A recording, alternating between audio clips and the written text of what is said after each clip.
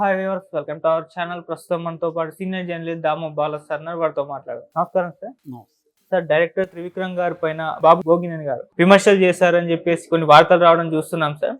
అసలు ఏం విమర్శలు చేశారు, ఎందుకు చేశారు, ఏం జరిగింది? త్రివిక్రమ్ మీద ఇద్దరు చేశారు. యాక్చువల్గా పూనం కౌర్ ఒక ట్వీట్ చేసింది, అట్లాగే బాబు గోగినేని కూడా ట్వీట్ చేశాడు. ఓకే. అయితే దీని కాంటెక్స్ట్ ఏంటంటే మనకు తెలుసు, ప్రణీత్ హనుమంతు అనే అతను ఒక అబ్యూజ్ చేసిన వీడియోలో అరెస్ట్ అయ్యాడని తెలుసు మనకి. బెంగళూరులో అరెస్ట్ చేశారు అతన్ని, అక్కడ కోర్టులో పెట్టి ఇక్కడ పీటీ వారెంట్ కింద తీసుకొస్తున్నారు. సో ఈ సందర్భంగా ఏంటంటే, ఒక్కొక్కసారి మనోళ్ళు ఏం జరుగుతుందంటే, ఏదన్నా ఒకటి జరిగినప్పుడు అవతలోడు కొంత బలహీనుడో లేకపోతే ఈజీ టార్గెట్ అనుకుంటే వీళ్ళందరూ నీతిమంతులైపోయి వాడిని బలి చేయడం అనేది కనిపిస్తుంది. ప్రణీత్ది కూడా అదే. అతను ఖచ్చితంగా అతనిది ఖండించాలి. నేను ఆల్రెడీ వీడియోలో చెప్పాను, అతనిది చాలా ఘోరమైన విషయమే, నో డౌట్. కానీ తాము సచ్చీలమైనట్టు, ముఖ్యంగా సినిమాలో చాలామంది హీరోలు చాలామంది ఖండిస్తున్నారు. దాంట్లో వీళ్ళు నటించిన సినిమాల్లో ఇంకా దారుణమైన సీన్లు ఉన్నాయి. ఇంకా దారుణంగా ఉమెన్ని ఆబ్జెక్టిఫై చేయడం, ఉమెన్ని అభ్యజంగా మాట్లాడడం ఉన్నాయి. అట్లాగే నిన్నేదో ఒక వీడియో చూసా, అందులో అమ్మని పిల్లల్ని అంటే మాత్రం ఇది అంటున్నారు కదా, అత్తల్ని అనొచ్చా ఇలాగా, అత్తతో కూడా ఈవెన్ శోభనం కూడా అయిపోయినట్టుగా అంతా కూడా చిరంజీవి సినిమాల్లో కూడా చేశారు కదా, అసలు చాలా సినిమా అత్తల్లుళ్ళ సినిమాలంతా కూడా అట్లాంటివే కదా అనేది కూడా తీస్తున్నారు. ఖచ్చితంగా అట్లాంటి ఇవి మనకి కనిపిస్తాయి ఎక్కువగా తెలుగు సినిమాల్లో. ఈ కాంటెక్స్లో బాబు గోగినేనేమో త్రివిక్రమ్ మీద టార్గెట్ చేస్తున్నారు. ఇప్పుడు త్రివిక్రమ్, నిజానికి త్రివిక్రమ్ ఒకటే కాదు, తెలుగు సినిమాలో అనేక మంది ఎప్పటి నుంచో కూడా ఇట్లాంటి వ్యవహారాలు ఉన్నాయి. స్త్రీని ఆబ్జెక్టిఫై చేయడం, స్త్రీని కించపరుస్తూ తీయడం, ఇవన్నీ ఉన్నాయి. అయితే మనం ఎలా చూడాలంటే, అభివృద్ధి అనేది ఒక 50 ఏళ్లలో తెలుగు సినిమాలో స్త్రీల పరిస్థితి మీద కానీ మనం స్టడీ చేస్తే ఖచ్చితంగా ప్రోగ్రెసివ్ కనబడుతుంది. అప్పట్లో మీరు జయసుధ, జయప్రద వీళ్ళ క్యారెక్టర్లు చూస్తే, సోహన్ బాబుకి 2 భార్యలు, ఇద్దరు భార్యలతో అతను విక్టిమ్ లాగా చూపిస్తుంటారు. 2 భార్యల మధ్య పాపం ఎట్లా నలిగిపోతున్నాడు అన్నట్టుగా. రెండోది, భార్య భర్త గొడవ వస్తే ఫైనల్గా భార్య చంపలేసుకొని వచ్చి కాళ్ళ మీద పడితే ఈయన చాలా జెంటిల్గా అలా తీసి హగ్ చేసుకుంటాడు. ఈ సీన్లంతా అప్పుడు ఉండేవి. ఇలాంటివి ఇప్పుడు ఎందుకు లేవు? ఇప్పుడు ఎందుకు లేవు అంటే సమాజంలో లేవు. జనరల్గా సినిమా ఏం చేస్తుందంటే, సమాజాన్ని రిఫ్లెక్ట్ చేస్తుంది. అంటే మిర్రర్ లాగా చూపించదు, రిఫ్లెక్ట్ చేస్తుంది. అంటే సమాజంలో ఉండే అనేక అంశాలని కాంటెంపరీగా ఉంటుంది సినిమా. ఎప్పుడు కాంటెంపరీ సమాజంలో విషయాల్ని రిఫ్లెక్ట్ చేస్తుంది. సాహిత్యం కంటే కూడా ఈ విషయంలో అడ్వాన్స్గా ఉంటుంది సినిమా. ఎందుకంటే చూసేది కాంటెంపరీ పీపుల్ చూడాలి కాబట్టి, వాళ్ళ లైఫ్స్కి కనెక్ట్ అవ్వాలి వాళ్ళు. కాబట్టి అందుకని సమాజంలో స్త్రీల పరిస్థితుల్లో మార్పులకు అనుగుణంగా సినిమా కూడా ఆ విషయంలో, ఇప్పుడు ఇంతకుముందు స్త్రీలందరూ ఏమండి ఏమండి అని మాత్రం అనేవాళ్ళు భర్తల్ని. ఇవాళ ఒరే అని కూడా సినిమాల్లో, చాలా సినిమాల్లో పోరా అనే టైటిల్సే వస్తున్నాయి. కాబట్టి ఇవన్నీ మార్పు అనేది ఖచ్చితంగా ఉంది. అయితే ఇప్పటికి కూడా ఆబ్జెక్టిఫికేషన్ అంటే అది కన్జ్యూమర్ కల్చర్. మనకి స్త్రీలనే కాదు, మగవాళ్ళని కూడా ఆబ్జెక్టిఫికేషన్ ఉంది. లేదంటే మాట్లాడితే షర్ట్ ఇప్పించేస్తున్నారుగా మగవాళ్ళ దగ్గర ఈ మధ్య, 6 ప్యాక్లు చూపించేస్తూ, అవసరం ఉన్న లేకపోయినా బాడీలు, మన ప్రభాస్ అదే కదా పరిస్థితి. సో అవసరం ఉన్న లేకపోయినా షర్ట్లు ఇప్పేసి చేస్తున్నారు. సో మేల్ బాడీ కూడా ఆబ్జెక్టిఫై అవుతుంది. అయితే ఇక్కడ డెరిగేటరీ డైలాగ్స్ స్త్రీల మీద త్రివిక్రమ్ శ్రీనివాస్ సినిమాలో ఉన్నాయన్న విషయాన్ని బాబు గోగినేని మాట్లాడాడు. రీసెంట్గా అదేం సినిమా అది, గుంటూరు కారంలో అమ్మాయిని అడిగేటప్పుడు, ఇదేంటి గుడ్డు చిన్నగా ఉంది, నువ్వు పెట్టావా కోడి పెట్టావా అనేది అడిగాడు. అది ఆటోమేటిక్గా మనకి నవ్వు వస్తుంది, కానీ దట్ ఈజ్ ద డెరిగేటివ్. అదే మనం బయట అంటే తంతారు, ఎవరినన్నా విమెన్ని అంటే తంతారు. ఈ ఆబ్జెక్టిఫికేషను, వాళ్ళని తక్కువగా చూడడం, డెరిగేటరీగా వాళ్ళని చేయడం, అంటే మేల్ డామినేషన్తో మాట్లాడడం, ఇటువంటివి ఖచ్చితంగా అందరి సినిమాల్లోనూ ఉంటాయి. ఇక్కడ ఎవరు స్త్రీని ఈక్వల్గా చూడడానికి తీసిన సినిమాలు కాదు.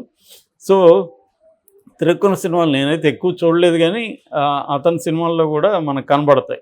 క్లిప్స్ అవి వస్తున్నప్పుడు చూస్తాం కదా, కనబడతాయి. సో దాన్ని బాబు గోగినేని చెప్పాడు. అంటే మీరు సినిమా వాళ్ళు ఇప్పుడు ఆ ప్రణీత్ని ఖండించడానికి బయలుదేరారు. మీరేమన్నా తక్కువ అనేది, ఎందుకంటే సినిమా వాళ్ళు ఎక్కువ స్పందించారు.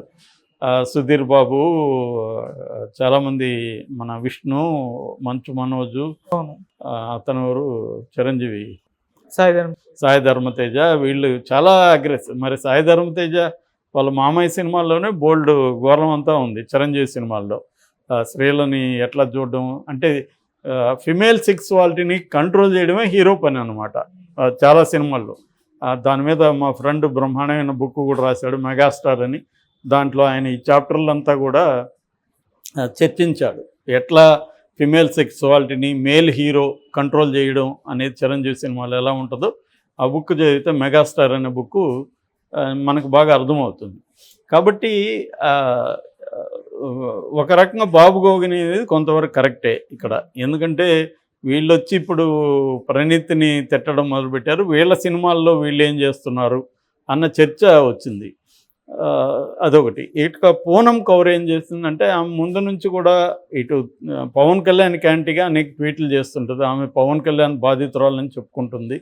అయితే క్లియర్గా స్పష్టంగా ఆమె ఎప్పుడు కూడా బయటికి రాలేదు, నాకు ఈ అన్యాయం చేశాడు పవన్ కళ్యాణ్ అని ఓపెన్గా రావడము, దానికి సంబంధించిన ఆధారాలు పెట్టడం అనేది చేయదు. కానీ ఇండైరెక్ట్గా అప్పుడప్పుడు అలా మాట్లాడుతుంటుంది. అలాగే ఈసారి కూడా త్రివిక్రమ్ డైలాగులు అంతకంటే మంచిని ఎట్లా ఎక్స్పెక్ట్ చేయగలము అన్నట్టుగా ఒక పోస్ట్ పెట్టింది.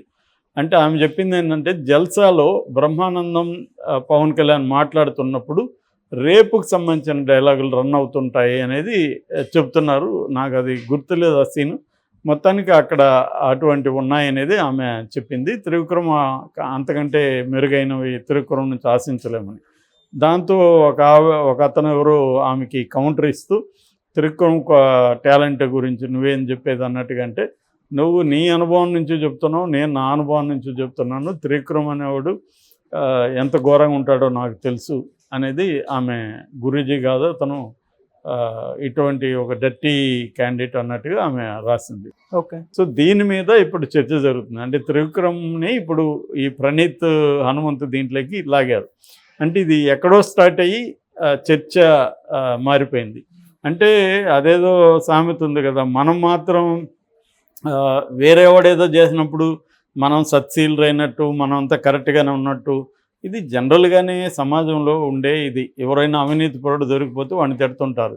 వీడు బండి పట్టుకుంటే వీడు 100 రూపాయలు ఇచ్చి బయటకు వస్తాడు పోలీసులు పట్టుకుంటే. మనం అందరం కూడా ఏదో ఒక పద్ధతిలో అవినీతికి పాల్పడని వాళ్ళు ఎవరు ఉండరు. ఎందుకంటే సమాజం స్ట్రక్చరల్లోనే ఆ ప్రాబ్లం ఉంటుంది. అన్నీ అవినీతి అనేది సిస్టంలో లేకుండా చేయాలి తప్ప వ్యక్తులుగా అవినీతికి బయట ఉండడం అనేది సాధ్యం కాదు. ఓకే. ఎవరో ఒకరిద్దరు ఉండొచ్చు, కానీ దానివల్ల అనేక సమస్యలు ఎదుర్కోవాల్సి ఉంటుంది. ఆ ఇబ్బందులంతా ఎదుర్కొనేది ఎందుకు అనుకున్నప్పుడు, వాడికి ఒక 100 రూపాయలు ఇస్తే మనం సాల్వ్ అయ్యేటప్పుడు దానికోసం కోర్టులకు తిరిగి ఇవన్నీ ఎవడు చేస్తాడులే అనుకున్నప్పుడు 100 రూపాయలు ఇచ్చి బయటకు వెళ్తుంటాం. మనకేం అవినీతి చేయాలన్నది ఉండదు, కానీ సిస్టమ్ అలా తయారు చేస్తుంది.